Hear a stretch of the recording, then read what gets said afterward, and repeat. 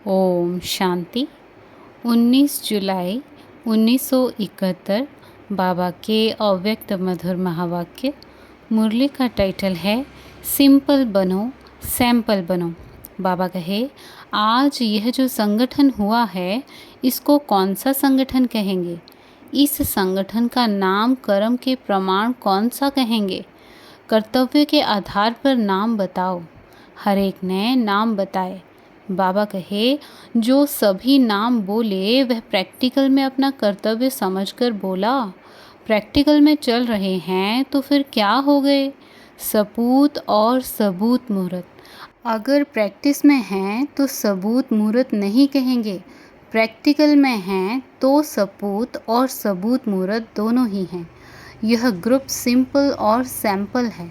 Simple बनकर sample दिखाने वाले। सिंपल कोई ड्रेस आदि में नहीं, लेकिन सभी बातों में सिंपल बन सैंपल बनने वाले। जैसे कोई भी सिंपल चीज़ अगर स्वच्छ होती है तो अपनी तरफ आकर्षित करती है, इस रीति से मनसा में भी जो संकल्प है, संबंध में, व्यवहार में भी और रहन सहन में भी, सभी में सिंपल और स्वच्छ रहने वाले सैंपल बन अपने तरफ आकर्षित करते हैं।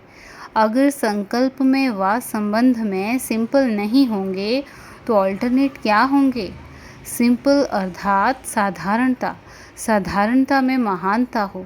जैसे बाप साकार में सृष्टि में सिंपल रहते हुए आप सभी के आगे सैंपल बने ना। अति साधारणता ही अति महानता को प्रसिद्ध करती है। तो साधारणता अर्थात सिंपल नहीं तो प्रॉब्लम बन जाते हैं। संकल्पों के भी प्रॉब्लम में रहते हैं। रहन सहन भी सिंपल ना होने के कारण औरों के लिए व अपने लिए कोई ना कोई प्रॉब्लम बन जाते हैं। तो प्रॉब्लम बनना है व सिंपल बनना है। प्रॉब्लम वाले सिंपल नहीं बन सकते। तो मनसा में भी सिंपल हों। अगर कोई मनसा में भी उलझन है अर्थात प्रॉब्लम है तो उसको सिंपल कहेंगे क्या? जैसे देखो, गांधी को सिंपल कहते थे, लेकिन सिंपल बनकर के एक सैंपल बनकर तो दिखाया ना। उसकी सिंपल एक्टिविटी ही महानता की निशानी थी। वह हो गया हद का एक्ट। लेकिन यहाँ है बेहद के बाप के बच्चे बन बेहद का एक्ट करना। तुम तो विश्व के निमित्त हो ना। जैसे विश्व बेहद का है, बाप बेहद का है, वैसे ही जो भी एक्ट करते हो वह बेहद की स्थिति में स्थित होकर एक्ट करना है। वह एक्ट ही अपनी तरफ अट्रैक्ट करती है। तो आकर्षण मूर्त बनने के लिए क्या करना पड़े? सिंपल बनना पड़े। यहाँ दैवी संबंध में भी कोई सिंपल नहीं बनता, प्रॉब्लम बन जाता है। तो रिजल्ट क्या होती है? स्नेह और सहयोग से वंचित रह जाते हैं। जो साधारण सिंपल होते हैं उसके तरफ ना चाहते हुए भी सभी को स्नेह और सहयोग देने की शुभ भावना होगी। तो सर्व स्नेही व सर्व से सहयोग प्राप्त करने के लिए व सर्व के सहयोगी बनने के लिए सिंपल बनना बहुत आवश्यक है।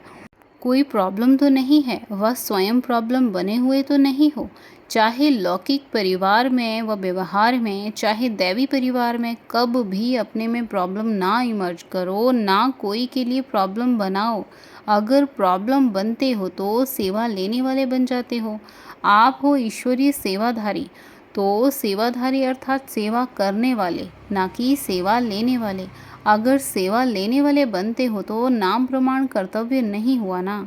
खुदाई खिदमतगार सेवा लेता नहीं, देता है, क्योंकि दाता के बच्चे हैं ना। जैसे बाप कुछ लेते हैं क्या? वह तो दाता है ना।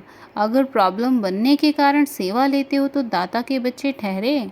कोई भी प्रकार की अगर एक्स्ट्रा सेवा लेते हो तो यह कभी भी नशा नहीं रहेगा कि हम दाता व वरदाता के बच्चे हैं। तो यह प्रवृत्ति वाला ग्रुप है कि निवृत्ति वाले हैं? लौकिक प्रवृत्ति तो समाप्त हुई ना। लौकिक प्रवृत्ति को भी ईश्वरीय प्रवृत्ति में परिवर्तन किया है। जब तक परिवर्तन नहीं किया है तब तक अलौकिक स्थिति में एक रस नहीं रह सकते। इसलिए कहा था कि अपना नाम, रूप, गुण और कर्तव्य सदैव याद कर फिर प्रवृत्ति में रहो, जिससे लौकिक प्रवृत्ति परिवर्तन हो। सदैव अपने को सेवाधारी समझने से रोब नहीं रहेगा। सेवाधारी सदैव नम्रचित निर्माण रहता है और अपने घर को भी घर नहीं लेकिन सेवा स्थान समझेगा और सेवाधारी का मुख्य गुण है त्याग। अगर त्याग नहीं तो सेवा भी नहीं हो सकती। त्याग से तपस्वी मुहूर्त बनते हो। सेवाधारी का कर्तव्य है सदैव सेवा में रहना, चाहे मनसा सेवा में रहे, चाहे वाचा सेवा में रहे, चाहे कर्मणा सेवा में रहे, लेकिन सेवाधारी अर्थात निरंतर सेवा में तत्पर रहने वाले, वह कभी भी सेवा को अपने से अलग नहीं समझेंगे, निरंतर सेवा का ही ध्यान रहेगा। इसको कहते हैं सेवाधारी। तो अपने को सेवाधारी समझो और सेवा स्थान समझकर रहो। त्याग वृत्ति वाले तपस्वी मूर्त होकर रहो। निरंतर सेवा की ही बुद्धि में लगन रहे तो फिर लौकिक प्रवृत्ति बदलकर ईश्वरीय प्रवृत्ति नहीं हो जाएगी। तो यह ग्रुप नवीनता क्या दिखाएगा जो कोई ग्रुप ने ना दिखाई हो। कोई ना कोई नवीनता ज़रूर लानी है। खास भट्टी में आते हो तो अपने में परिवर्तन भी खास होना चाहिए। वैसे तो चलते फिरते हो, लेकिन अब खास विशेषता लाकर अपना नाम विशेष आत्माओं में जमा करा के जाना है। बाप दादा के पास कितने प्रकार की लिस्ट है मालूम है? आपका किस लिस्ट में नाम है यह मालूम है? अपना नाम विशेष आत्माओं में कर सको, इसका प्रयत्न करो। विशेष आत्माएं तब बनते हैं जब कोई विशेष कर्तव्य करते व विशेषता दिखाते हैं, तो विशेष आत्मा बन करके ही जाना। मर्जीवा बने हुए हो व बनने के लिए आए हो। मर्जीवा बनकर ही ब्रह्मा कुमार बने व अभी बनेंगे। जब मरकर के जन्म लिया तब तो ब्रह्मा कुमार कहलाया। मरकर नया जन्म लेना, इसको ही मर्जीवा कहते हैं ना। नहीं तो जन्म लेने से पहले ब्रह्मा कुमार कैसे बने? बच्चे तो हो, अधिकारी हो, बाकी है सपूत बन सबूत देना। बाकी ब्रह्मा कुमार हैं तो मर्जीवा तो बन ही गए। मर्जीवा बने हुए हैं, यह स्मृति में रहने से फिर यह शरीर भी आपका नहीं रहा। यह शरीर बाप ने ईश्वरीय सर्विस के लिए दिया है। आप तो मर चुके हो ना, लेकिन यह पुराना शरीर सिर्फ ईश्वरीय सर्विस के लिए मिला हुआ है। ऐसे समझकर चलने से इस शरीर को भी अमानत समझेंगे। जैसे कोई की अमानत होती है तो अमानत में अपनापन नहीं होता है, ममता भी नहीं होती है। तो यह शरीर भी एक अमानत समझो, तो फिर देह की ममता भी खत्म हो जाएगी। जैसे ट्रस्टी हो रहने से अमानत समझने से ममता कम होती है ना, इस रीति यह शरीर भी सिर्फ ईश्वरीय सर्विस के लिए अमानत के रूप में मिला हुआ है। जिसकी अमानत है उनकी स्मृति अमानत को देखकर तो आती है ना। अमानत रखी हुई चीज़ को देख देने वाले की याद आती है ना। यह तो अमानत रूहानी बाप ने दी है, रूहानी बाप की याद रहेगी। अमानत समझने से रूहानियत रहेगी और रूहानियत से सदैव बुद्धि में राहत रहेगी, रुकावट नहीं होगी। अमानत में खयानत करने से रूहानियत के बदली उलझन आ जाती है, राहत के बजाय घबराहट आ जाती है। इसलिए यह शरीर है ही ईश्वरीय सर्विस के लिए। अमानत समझने से ऑटोमेटिकली रूहानियत की स्थिति रहेगी। यह सहज उपाय है ना। अब निरंतर सहज योगी बन सकेंगे ना। निरंतर रूहानियत की अवस्था में स्थित रहो। यह नवीनता दिखाना जो आप लोगों को देखकर सभी अनुभव करें कि यह तो सैंपल बनकर आए हैं। औरों को भी याद की यात्रा सहज बनाने के लिए सैंपल बनकर जाना। यह ग्रुप सैंपल बनकर जाएंगे ना। अगर एक एक स्थान पर एक सैंपल जाएगा तो फिर सिंपल बात हो जाएगी। अपना नाम क्या याद रखेंगे? सेवाधारी। सेवाधारी तो हो ही, लेकिन सेवा ऐसे करो जो प्रत्यक्ष फल की प्राप्ति करा सको। तो स्लोगन क्या याद रखेंगे? अपनी रूहानियत की स्थिति प्रत्यक्ष कर हर आत्मा को प्रत्यक्ष फल दिखाने वाले। यह है इस ग्रुप का कर्तव्य। जितना अपनी रूहानियत की स्थिति को पक्का करेंगे उतना प्रत्यक्ष फल दे सकेंगे।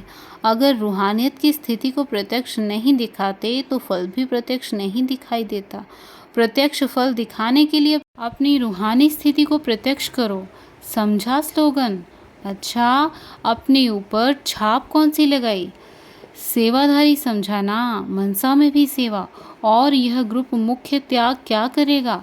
जिस त्याग से तपस्वी बन सको। आपकी प्रैक्टिकल दिनचर्या में बहुत करके विघ्न रूप क्या होता है? एक शब्द में इसको कहेंगे रोग। इसलिए रूहानी रुहाब नहीं आता है। प्रवृत्ति में जो रोग रखते हो, मैं रचयिता हूँ, वाह! व्यवहार का भी जो रोब रहता है, संबंध में भी मुख्य विघ्न रोब आता है, इसका त्याग करना है। सेवाधारी रोब नहीं दिखाते, इसलिए रोब का त्याग करना है। यह है मुख्य त्याग। हिम्मत तो है ना त्याग की? जो भी वायदे करते हो, एक-एक वायदे पर अविनाशी की छाप लगाओ। अविनाशी छाप ना लगाने के कारण वायदे अल्पकाल के लिए हो जाते हैं।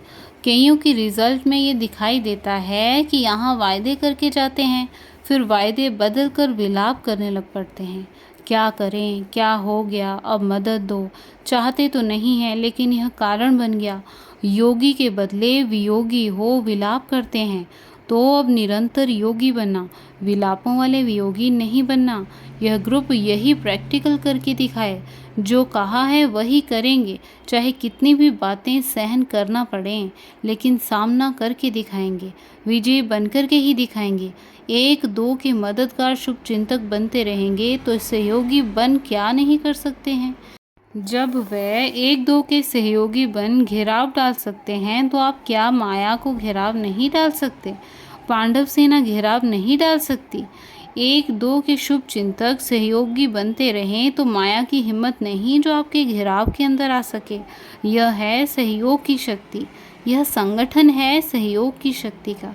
यह संगठन सहयोग की शक्ति का प्रत्यक्ष रूप दिखाना। अच्छा, ओम शांति। ओम शांति।